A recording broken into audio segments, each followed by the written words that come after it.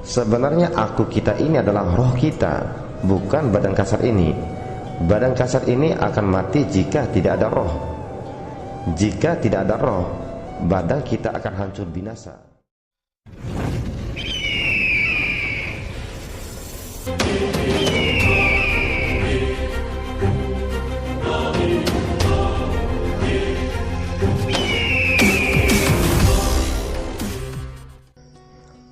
Bismillahirrahmanirrahim. Assalamualaikum warahmatullahi wabarakatuh. Penyebab yang membuat orang takut dengan kematian. Sudah pasti semua orang takut mati karena mereka salah memahami hidup. Dia takut ditinggalkan hidup, makanya dia takut mati.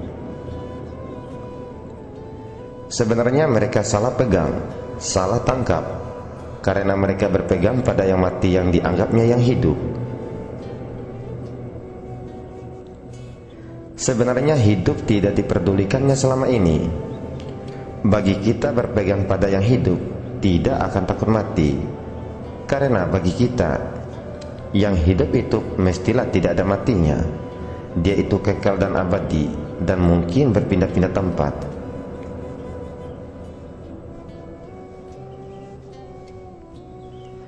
Pembawaan hidup mereka yang seperti itu menuju pada kematian, dan perjalanan hidup yang kita bawakan menuju pada hidup kekal dan abadi untuk kembali ke asalnya. Perjalanan mereka ke bawah, sedangkan perjalanan kita ke atas.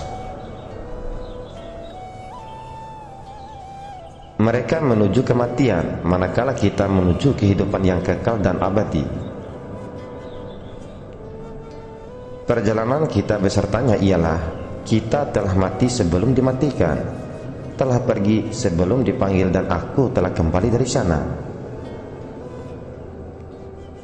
Seorang sufi mengatakan, setelah engkau menemui dia dan batas kamu dengan dia ialah seperti batas antara madu dengan manisnya, yaitu jauh tidak berantara dan dekat tidak berbatas.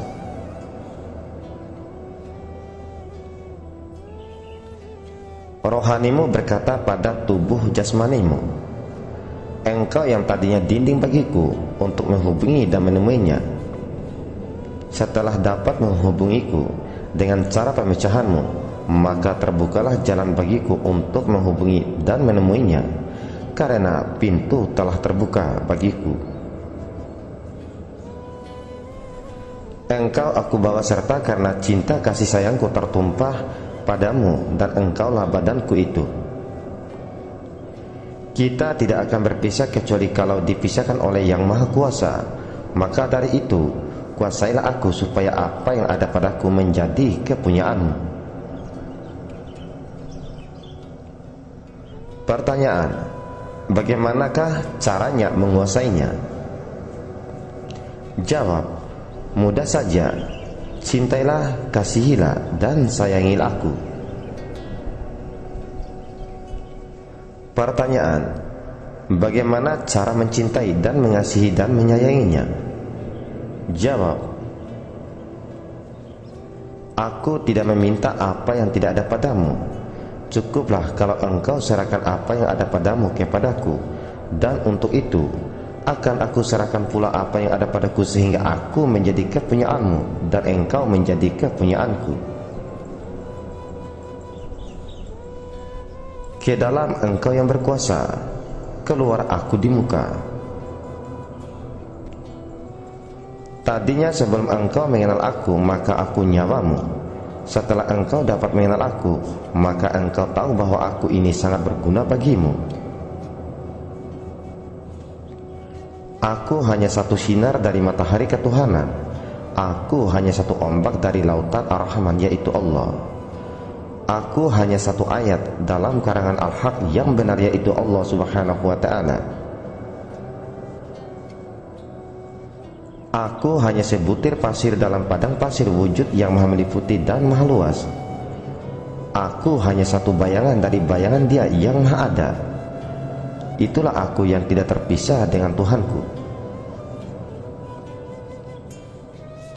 Ketahuilah bahwa seluruh kehidupanmu bergantung padaku. Setelah engkau menemui aku, maka engkau lebih kenal padaku. Akulah yang akan menjadi engkau, dan engkaulah yang akan jadi aku. Aku dan engkau sebenarnya satu, dan memang kita satu. Ilmu pengetahuanlah yang memisahkan kita, dan akulah kita, aku luar dan dalam. Selama ini engkau berjalan sendiri dengan tidak memperdulikan aku. Sekarang, setelah engkau menemui aku, apalagi kita telah menjadi aku, maka kalau engkau berjalan ikut sertakan aku. Dan kalau aku berjalan, aku pasti akan mengikuti engkau pula. Satu arah, satu tujuan, dan satu tindakan.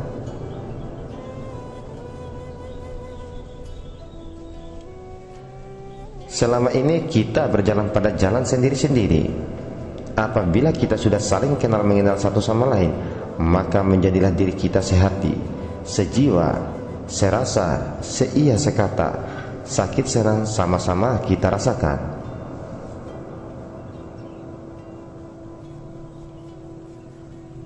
Apa yang tidak ada padaku ada padamu, dan apa juga yang tidak ada padamu ada padaku. Engkau selama ini sudah jauh berjalan sendiri dengan tidak mengikuti sertakan aku. Walaupun aku senantiasa berada bersamamu di dalam banyak hal, aku menderita karena aku yang merasakannya. Sekarang aku berjalan dan engkau aku ikut sertakan. Tugasmu hanya menurut dan mempelajari, hasilnya untuk kita. Engkau yang tadinya tidak tahu, setelah kamu mempelajari perjalananku, maka akan banyak mendapatkan apa yang engkau tidak ketahui selama ini. Aku yang berbuat, engkau yang melakukan, dan hasilnya untuk kita. Bahagiamu terletak padaku, dan bahagiaku terletak padamu. Aku sangat merasa bahagia kalau yang aku perbuat dan melakukan besertamu akhirnya menghasilkan yang memuaskan. Lambat laun engkau akan mengenal aku yang sebenarnya, dan perbuatanku bagimu namanya ilmu. Oleh karena aku gaib sifatnya, maka namanya ilmu gaib.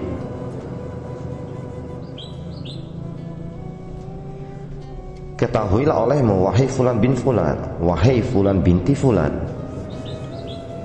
bila hidup itu tidak kita pergunakan, tidak perlu disesalkan kalau suatu saat nanti kita ditinggalkannya. Sebenarnya aku kita ini adalah roh kita, bukan badan kasar ini. Badan kasar ini akan mati jika tidak ada roh. Jika tidak ada roh, badan kita akan hancur binasa. Roh kita inilah diri kita yang sebenarnya. Roh ini hidup dan tidak akan mati. Roh inilah juga zat diri kita. Roh ini juga limpahan yang maha hidup, yaitu Allah Subhanahu wa ta'ala. Allah itu hidup. Dia memiliki sifat hidup. Maka hidup roh kita adalah limpahan dari hidup Allah Subhanahu wa ta'ala. Sebagaimana firman-Nya di dalam Al-Quran surat Sad ayat 72 yang artinya, apabila telah kusempurnakan kejadiannya dan kutiupkan ruhku, maka hendaklah kamu tersungkur sujud kepadanya. Dia roh akan bebas bergerak kalau apa yang ada pada kita telah dipunyainya dan dikuasainya, dengan pengertian, kalau tadinya kita menganggap dia kepunyaan kita, maka sebaliknya jadikan kita menjadi kepunyaannya. Setahu kita, dia telah ada bersama kita dan dia itu adalah kepunyaan kita, sebagai karunia atau anugerah dari yang maha besar lagi maha esa kepada kita. Dia datang darinya dan akan kembali kepadanya pula, dan kedatangannya pada kita untuk kesempurnaan kejadian kita. Sungguh tidaklah sempurna rasanya kalau kita tidak mengetahui, mengenal, dan menemuinya. Dia langsung dari Yang Maha Esa, sedangkan keadaan kita adalah dijadikan dari yang telah dijadikan. Tingkatannya juga lebih tinggi dari kita, karena dialah yang asli dan kita dari yang dijadikan, meskipun yang menjadikan kita itu adalah Tuhan Yang Maha Esa juga. Satu asal tetapi berlainan keadaan. Dia ada tetapi tiada, kita ada dan nyata.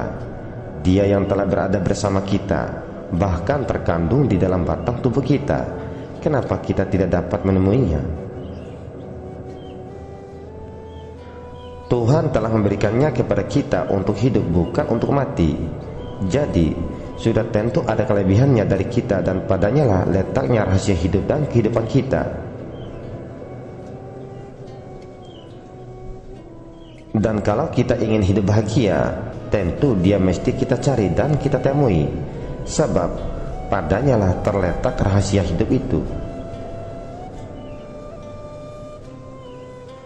Untuk mengetahui dan menemuinya, kita harus memisahkan yang satu dengan yang lain, yaitu memisahkan antara badan dan diri, atau antara dia dan aku. Latihan mematikan badan sebelum mati sebenarnya mendatangkan permulaan perpisahan, karena dengan perbuatan kita itu maka tinggallah yang hidup. Dengan latihan itu kita meninggalkan yang hidup, karena kita ingin mengetahui keadaan yang sebenarnya. Dia adalah hak milik kita dan orang lain tidak berhak atasnya. Kenapa kita tidak pergunakan hak milik kita yang amat berharga itu? Sesungguhnya pendirian kita selama ini salah, karena tidak berpegang pada diri yang hidup, melainkan kepada badan barang yang mati. Ketahuilah olehmu, yang terang ada pada kita, dan yang gelap pun juga ada pada kita. Kenapa kita mau berpegang pada yang gelap? Bukankah siang ada pada kita, dan malam pun juga ada pada kita? Kalau boleh diibaratkan, siang adalah terang, dan yang terang adalah diri. Malam adalah gelap, dan yang gelap ialah badan. Si terang letaknya di dalam, dan si gelap letaknya di luar. Masukkan malam kepada siang, dan masukkan siang kepada malam. Datangkanlah yang hidup kepada yang mati, dan serahkanlah yang mati kepada yang hidup. Keluarkanlah yang di dalam, dan kedalamkanlah yang di luar. Niscaya engkau akan mendapatkan kebahagiaan yang sejati.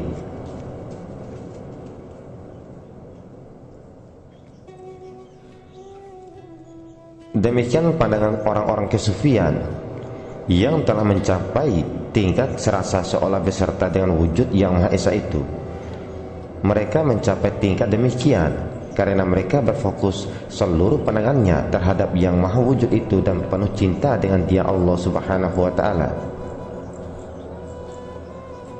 Orang yang tidak pernah menjalani latihan spiritual dan tidak tahu hal-hal spiritual yang mendalam dan tidak pernah menempuh jalan spiritual, mereka jangan mencoba-coba menafsirkan sendiri pendapat mereka itu, takut nanti tersesat pula.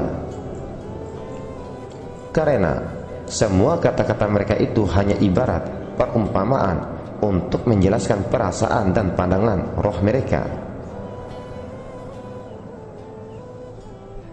Pandangan ini bukan pandangan fisik, akal, dan berangan-angan, tetapi adalah pandangan roh, yaitu roh yang sudah dibersihkan dengan zikrullah dan pelatihan jiwa dalam jangka waktu yang lama, dengan bimbingan guru sufi yang ahli dalam bidang kerohanian dan ketuhanan. Allah Subhanahu wa Ta'ala berfirman di dalam Al-Quran surat Al-Isra ayat 85 yang artinya, dan mereka bertanya kepadamu tentang roh, katakanlah, roh itu termasuk urusan Tuhanku, dan tidaklah kamu diberi pengetahuan melainkan sedikit.